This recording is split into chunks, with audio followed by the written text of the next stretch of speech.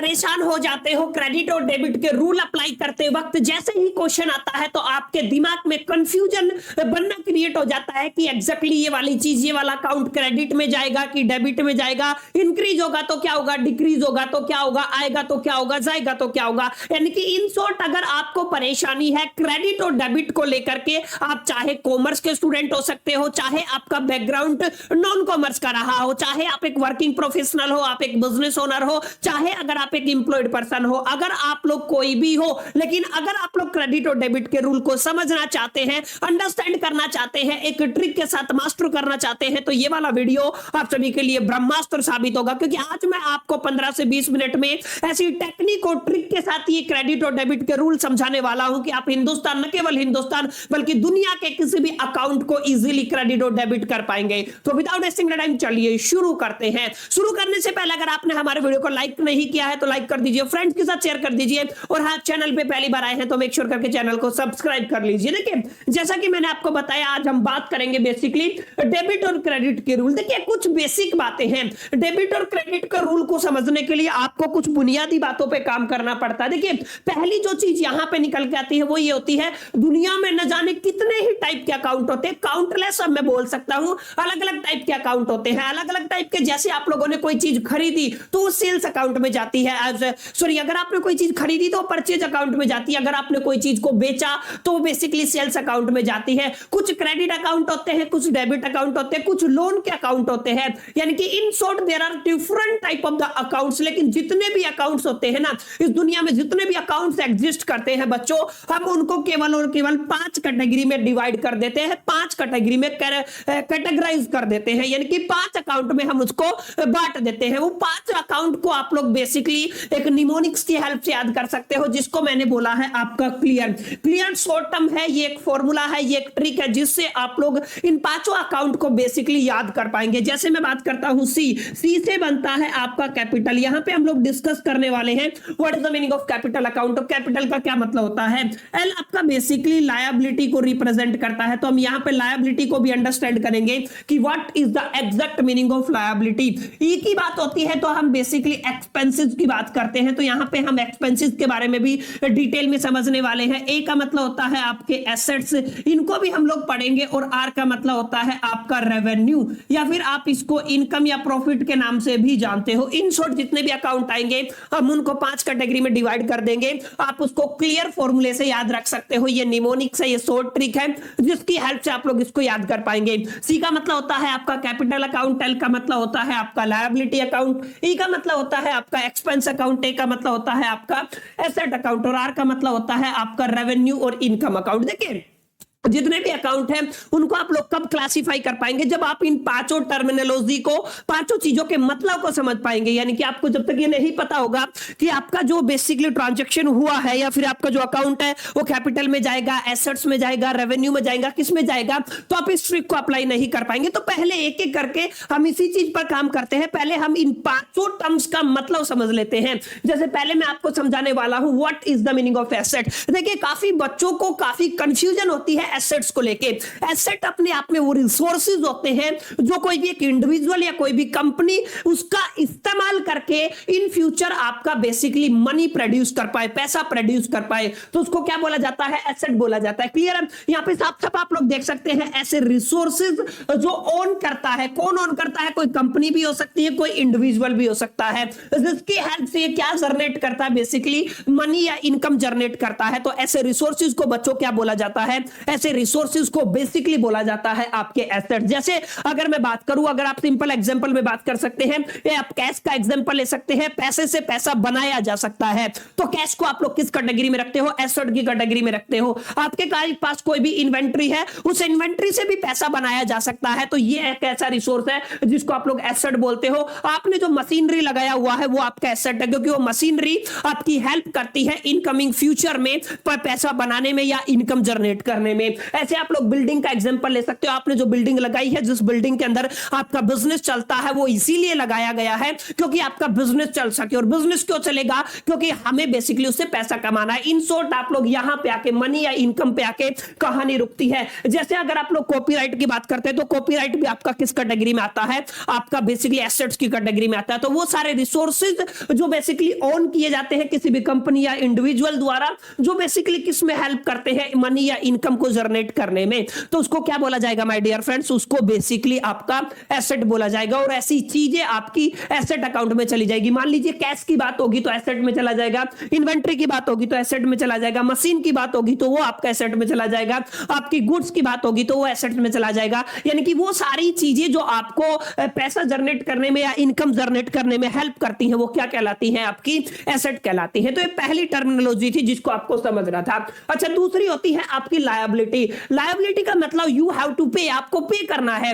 यानी कि ये आपका बेसिकली ऑब्लिगेशन होता है, एक दायित्व होता है कि हमें पे करना। जैसे मैंने मेरे फ्रेंड से बिजनेस शुरू करने के लिए उससे 50,000 रुपए उधारे ले लिए, मार्क माई वर्ड्स, मैंने उधारे लिए हैं उससे 50,000 रुपए, तो मेरे को इन फ्यूचर कभी ना कभी तो देना पड़ेगा। यानी वो मेरा इनकम थोड़ी ना है, वो मेरा ऑब्लिगेशन है, वो मेरा दायित्व है। तो इस तरीके के जो ऑब्लिगेशंस होते हैं ना, उनको क्या बोला जाता है? लायबिलिटी बोला जाता है। ऑब्लिगेशन दैट ए पर्सन और ए कंपनी मस्ट मीट, यानी कि जो भी ऑब्लिगेशन किसी भी कंपनी के ऊपर या किसी भी इंडिविजुअल के ऊपर होते हैं तो उनको क्या बोला जाता है? उसको लायबिलिटी बोला जाता है। जैसे अगर आपने कोई लोन लिया है तो वो क्या है? आपका लायबिलिटी है। यानी कि जो इनकम ना करे, आपकी गोद से पैसा निकाले, आपकी अगर पॉकेट से पैसा जाएगा तो किस कैटेगरी में चला जाएगा? बेसिकली वो लायबिलिटी वाली कैटेगरी में चला जाएगा। ठीक है, तो ये आपको थोड़ा ध्यान में रखना है। जैसे क्रेडिट कार्ड का डेबिट हो गया, स्टूडेंट लोन हो गया, ठीक है कि नहीं, मोर्टेज हो गया, उसके बाद फ्यूचर ऑब्लिगेशन हो गया, बॉन्ड्स हो गए, टैक्सेस हो गए, अदर डेबिट्स हो गए, पर्सनल पेमेंट्स हो गई। ये तमाम ऐसे एग्जांपल है जो किसको इंडिकेट करते हैं? बेसिकली ये सभी चीजें आपकी लायबिलिटी को इंडिकेट करती हैं। तो इससे पहले मैंने आपको समझाया कि एसेट्स क्या होते हैं? जिससे पैसा आता है, जिससे इनकम बनता है, जो आपको इनकम जनरेट करने में, पैसा जनरेट करने में जो भी रिसोर्सेज हेल्प करते हैं। लेकिन जो ऑब्लिगेशंस होते हैं, जिनको आपको पे करना, जो ऐसे दायित्व होते हैं, उनको क्या बोला जाता है? लायबिलिटी। तो ये तो हुई बात दो अकाउंट्स की। अब तीसरा अकाउंट क्या रहने वाला है? आपका इनकम वाला। इनकम का मतलब क्या होता है? आप कोई भी पैसा जो आपके पास आता है, जो मनी आप लोग अर्न करते हो, यानी कि आप लोग क्या कह सकते हो? Any money you get from working. अगर आप लोग वर्क कर लेके या फिर अदर सोर्स से अगर आपको जो पैसा आता है, उसको क्या बोला जाता है? आपका इनकम बोला जाता है। जैसे आपके पास कोई रेंटल इनकम आ गया, ठीक है, तो जो रेंटल इनकम है बच्चों, वो किसका एग्जांपल है? वो आपकी इनकम ही है, क्योंकि ये पैसा आपके पास है, किसी भी सोर्स से आए। अगर आपके पास पैसा आता है तो किस कैटेगरी में जाएगा? इनकम की कैटेगरी में चला जाएगा। क्लियर? तो यहां पे आपको पता करना है, अगर आपके पास पैसा आ रहा है तो किस कैटेगरी में, किस अकाउंट में चला जाएगा? इनकम अकाउंट में चला जाएगा। आगे चलिए, अगर मैं बात करता हूं एक्सपेंस की। एक्सपेंस का मतलब होता है खर्चे। अगर आपने कोई भी खर्चा किया है, जैसे आप एग्जांपल ले लीजिए, आपको रेंट पे करना है तो वो एक्सपेंस है। अगर आपको यूटिलिटी बिल्स को पे करना, कोई भी बिल आपको पे करना चाहिए, वो आपका क्रेडिट कार्ड का बिल हो, इलेक्ट्रिसिटी का बिल हो, वाटर का बिल हो, किसी भी चीज का बिल हो, अगर आपको बिल पे करना है तो किस कैटेगरी में चला जाएगा? एक्सपेंस की कैटेगरी में चला जाएगा। अगर आपको कोई भी ऑफिस की सप्लाईज के पैसे देने हैं तो वो किसकी कैटेगरी में चला जाएगा? एक्सपेंस की कैटेगरी में चला जाएगा। शिपिंग कॉस्ट एक्सपेंस होता है। अलग अलग टैक्सेस आपके क्या होते हैं? एक्सपेंस होते हैं। यानी कि आप लोग ये समझ के चल सकते हैं कि एक्सपेंस का मतलब होता है खर्चा। तो जो भी आपके ट्रांजेक्शन खर्चे की कैटेगरी में आएंगे वो किस में जाएंगे? एक्सपेंस की कैटेगरी में चले जाएंगे। तो 4 टाइप के अकाउंट मैंने आपको पढ़ा दिए। यहाँ पे सबसे पहले हमने एसेट्स की बात की है, फिर हमने लायबिलिटी की बात की है, फिर हमने बेसिकली इनकम की बात की है, और फिर हमने एक्सपेंस की बात की है। लास्ट एंड फाइनल हम लोग बात करते हैं कैपिटल की। कैपिटल का मतलब कोई भी पैसा जब किसी भी बिजनेस को स्टार्ट करने के लिए या बिजनेस को चलाए रखने के लिए पैसा या पैसे के इक्विवेलेंट कोई भी चीज लगाया जाता है, उसको क्या बोला जाता है? उसको कैपिटल बोला जाता है। जैसे आपने एक बिजनेस शुरू करने के लिए उसमें बिल्डिंग बेसिकली खर्च किया, बिल्डिंग खरीदा, तो बिल्डिंग किसका काम करेगा? ये कैपिटल का काम करेगा। वैसे एसेट भी है और कैपिटल भी है। मशीनरी हो गया, आपकी इन्वेस्टेड मनी हो गई, आपके व्हीकल्स हो गए, आपके कॉपीराइट्स हो गए, आपके पेटेंट्स हो गए, आपके सॉफ्टवेयर हो गए, तमाम किसके एग्जांपल हैं? ये कैपिटल के एग्जांपल है। टोटल मनी और इक्विवेलेंट टू मनी जो भी चीजें आप लोग इंट्रोड्यूस करते हो अपने बिजनेस को स्टार्ट करने के लिए या उसको शुरू रखने के, एक तरीके से चालू रखने के लिए, कंटिन्यू करने के लिए, तो उस तरीके के जो आपके बेसिकली किस कैटेगरी में चले जाते हैं? कैपिटल अकाउंट की कैटेगरी में चले जाते हैं। और इन सबको मैंने आपको एक्सप्लेन किया है एक फॉर्मूले से। वो क्या है? आपका क्लियर। क्लियर का मतलब आपका capital account, liability, expense, asset और रेवेन्यू। रेवेन्यू का मतलब क्या हो गया आपका इनकम अकाउंट हो गया। क्लियर। तो 5 तरीके के अकाउंट आपको याद रखने हैं। जितने भी अकाउंट आपके बनेंगे इन 5 अलग अलग कैटेगरी में डिवाइड हो जाएंगे। अब देखिए ध्यान से, रूल क्या कहता है। रूल बिल्कुल सिंपल है। अब मैं आपको बताता हूं कौन सी चीज डेबिट होगी, कौन सी चीज क्रेडिट होगी। अच्छा, एक आपको थोड़ा ध्यान में रखना है, डेबिट अकाउंट आपका पहले आएगा, फिर किस में चला जाएगा, आपका क्रेडिट अकाउंट में चला जाएगा। क्लियर। और ये दोनों चीजें इक्वल होती हैं। डेबिट अमाउंट और आपका क्रेडिट अकाउंट क्या होता है, जनरली अमूमन क्या होता है आपका इक्वल होता है। अब रूल समझिए, बहुत बेसिक रूल है। मैंने बताया ना आपका, यहां पे 2 अकाउंट ऐसे हैं, ई और आर, एक्सपेंस अकाउंट और एसेट अकाउंट। ध्यान से समझिए, अगर आपका एसेट और अगर आपका एक्सपेंस बढ़ेगा तो वो डेबिट होगा। क्लियर। अगर आपका एसेट और आपका एक्सपेंस अगर बढ़ता है तो वो क्या होता है, आपका डेबिट होता है। लेकिन अगर आपका एसेट और एक्सपेंस अगर आपका घटता है तो वो क्या होता है, क्रेडिट होता है। बहुत सिंपल रूल है, ध्यान से समझ लीजिए। पहली कैटेगरी में आपके एसेट्स और एक्सपेंस आते हैं। अगर आपके एसेट्स या एक्सपेंस, अगर आपका खर्चा या एक्सपेंस आपके बढ़ते हैं, एसेट्स आपके बढ़ते हैं तो आप डेबिट करेंगे उसको। अगर आपके घटते हैं एक्सपेंस तो क्या कर देंगे, क्रेडिट कर देंगे। यानी कि किस साइड में चला जाएगा, क्रेडिट साइड में चला जाएगा। वहीं आप कैपिटल की बात कीजिए, लायबिलिटी की बात कीजिए, इनकम या रेवेन्यू की बात कीजिए। ठीक है, ये तीनों की अगर मैं बात करूं तो ये अगर घटेंगे तो डेबिट होगा, अगर बढ़ेंगे तो क्या होगा, क्रेडिट होगा। बस ये सिंपल सा रूल है। आपको पहले 5 अकाउंट का आइडेंटिफिकेशन आना चाहिए। अगर आपको 5 अकाउंट का आइडेंटिफिकेशन आ गया बच्चों तो आप लोग इजीली रूल अप्लाई कर पाएंगे।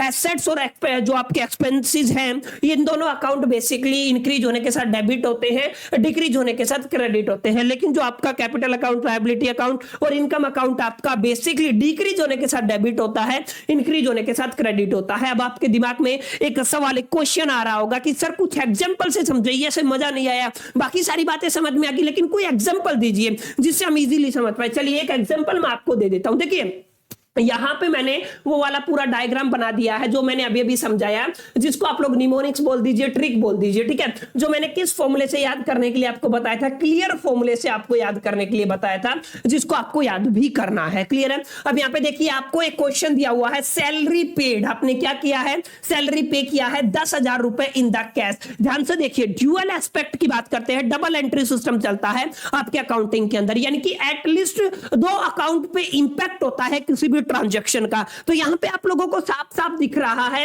एक तो आपका सैलरी अकाउंट है, ध्यान से समझिए, एक तो क्या है आपका सैलरी अकाउंट रहने वाला है। क्लियर है। एक आपका दूसरा कैश पे ट्रांजैक्शन हुआ है तो क्या होगा, आपका कैश अकाउंट होगा। यानी कि 2 आपके अकाउंट के ऊपर इंपैक्ट पड़ा अगर आपने सैलरी पे किया। एक तो सैलरी अकाउंट बन गया, एक क्या बन गया, आपका कैश अकाउंट बन गया। अगर आपने किसी को सैलरी दिया, आपके पास से कैश गया, आपके पास से कैश कम हुआ, अगर आपके पास से कैश कम हुआ तो कैश क्या है, एसेट है। और अगर आपका एसेट कम होता है बच्चों तो किस कैटेगरी में चला जाएगा, वो क्रेडिट में चला जाएगा। यानी कि आपका जो कैश अकाउंट है वो क्या हो रहा है, आपका बेसिकली एसेट्स है और वो क्या हो रहा है, डिक्रीज हो रहा है। और डिक्रीज हो रहा है तो किस कैटेगरी में चला जाएगा, वो क्रेडिट में चला जाएगा। वहीं अगर आपने सैलरी आपको पे करना है, आपको पे करना है, इंक्रीज हो रहा है, इंक्रीज हो रहा है मतलब ये कहां पे आ गया, आपकी सैलरी क्या है, एक्सपेंस है, एक्सपेंस इंक्रीज हो रहा है तो किस में चला जाएगा, डेबिट में चला जाएगा। यानी कि आपका सैलरी क्या हो जाएगा, डेबिट हो जाएगा। और आपकी जर्नल एंट्री क्या बनती है, debit to the credit. Mark my words, debit to the credit. तो आप लोग क्या कहेंगे, आप लोग ऐसे कह सकते हैं इसकी जर्नल एंट्री के लिए, सैलरी अकाउंट डेबिट टू, आप लोग कहां पे कह सकते हैं, कैश अकाउंट या कैश। ठीक है ना, आप लोग क्या कह सकते हैं, salary account debit to the cash. अच्छा, कितना की बात हुई थी, 10,000 रुपए की, तो यहां पे कितना आ जाएगा आपका, बेसिकली 10,000 रुपए आ जाएगा। क्लियर। तो ये आपको थोड़ा ध्यान में रखना है कि किस तरीके से आपको रूल अप्लाई करना। बहुत सिंपल रूल है। क्लियर है, बहुत सिंपल रूल है। आई होप कि आपको बातें समझ में आ गई होंगी कि एग्जैक्टली कैसे रूल अप्लाई करना है। आपको आइडेंटिफाई करना है 2 अकाउंट कौन से इंपैक्ट हो रहे हैं, इन 5 अकाउंट में से किस कैटेगरी में आ रहे हैं, फिर आपके इंक्रीज हो रहे हैं कि डिक्रीज हो रहे हैं। उसी इंक्रीज और डिक्रीज के साथ बच्चों आपका क्या होता है, आपका इंपैक्ट पड़ता है। चलिए एक और क्वेश्चन करते हैं ताकि आपको इजीली समझ में आए, बातें आपको अंडरस्टैंड हो। ठीक है ना, एक और एग्जांपल लेता हूं। आपने लिया है 50,000 रुपए का loan from the Sonu. Sonu के पास से आपने 50,000 रुपए का लोन लिया है, क्लियर है। अब ये 50,000 आपने कैश में लिया है, क्लियर है। तो आप लोग ध्यान से समझिएगा, आपका एक तो आपका क्या हो गया, कैश अकाउंट है आपका इन्वॉल्व हो रहा है, दूसरा है आपने सोनू से लोन लिया है, इसलिए क्या हो जाएगा, आपका एक लोन अकाउंट आ जाएगा, क्लियर। तो एक तो आपका कैश अकाउंट बन गया, एक आपका लोन अकाउंट बन गया, 2 अकाउंट बन गए। आपको क्या करना है, ध्यान से देखना। अब कैश क्या है, आपका एसेट है, ये बात क्लियर होगी। कैश क्या है, आपका एसेट है। लोन क्या है, आपका लायबिलिटी है। ध्यान से समझिएगा, लोन क्या है, आपका लायबिलिटी है। अच्छा, कैश आपके पास, आपने लिया 50,000 रुपए आपने लिया, आपके पास कैसा आया, कैसा आया मतलब बढ़ा। और कैश अगर आपका बढ़ता है, एसेट अगर आपका बढ़ता है, तो क्या होगा, डेबिट होगा। मतलब ये वाली साइड क्या हो जाएगी, आपकी डेबिट हो जाएगी, क्लियर। अब यहां पे देखिए, लोन आप लोगों आपको पे करना है, लोन बेसिकली आपको क्या करना है, पे करना है, ठीक है। तो ये क्या हो जाएगा, आपका क्रेडिट हो जाएगा। तो क्या बनेगा, आपका cash account debit to the loan account. आपकी एंट्री क्या बन जाएगी, आप लोग क्या कह सकते हैं, कैश अकाउंट डेबिट टू, आप लोग क्या लिखेंगे, लोन अकाउंट, या फिर सोनूज लोन अकाउंट भी कह सकते हैं, या लोन अकाउंट कह सकते हैं। यहां पे अमाउंट डाल देंगे, क्लियर। तो इस तरीके से आप लोग दुनिया में किसी भी एंट्री की जर्नल एंट्री भी तैयार कर सकते हैं। उसके ऊपर बेसिकली आप लोग डेबिट और क्रेडिट का रूल भी अप्लाई कर सकते हैं। बस उसके लिए आपको करना क्या पड़ेगा, एक तो ये वाला रूल आपको याद रखना है, क्लियर फॉर्मूले से आप लोग याद रखिएगा। पांचों टर्मिनोलॉजी को समझिएगा। पांचों मतलब आपका बेसिकली कैपिटल क्या होता है, लायबिलिटी क्या होता है, आपका एक्सपेंस क्या होता है, एसेट क्या होता है, और रेवेन्यू या इनकम क्या होता है। बस उनको क्लासिफाई करके आपको अपना जो गोल्डन रूल है उसको अप्लाई कर देना है, और इसीलिए आप लोग कोई भी जर्नल एंट्री बना पाएंगे, डेबिट और क्रेडिट की एंट्री बना पाएंगे। उम्मीद करता हूं आपको ये वीडियो पसंद आया होगा और आपके जो डाउट थे डेबिट और क्रेडिट से रिलेटेड वो रिजोल्व हो गए होंगे। अगर वीडियो अच्छा लगा तो फटाफट से लाइक कर दीजिए, फ्रेंड के साथ शेयर करना ना भूले। चैनल पे पहली बार आए हैं तो मेक श्योर करके चैनल को सब्सक्राइब कर लीजिए। वेल, इस वीडियो में इतना ही, चलिए मिलते हैं नेक्स्ट वीडियो में। जब तक के लिए मेरा सोल दी बेस्ट, कीप लर्निंग।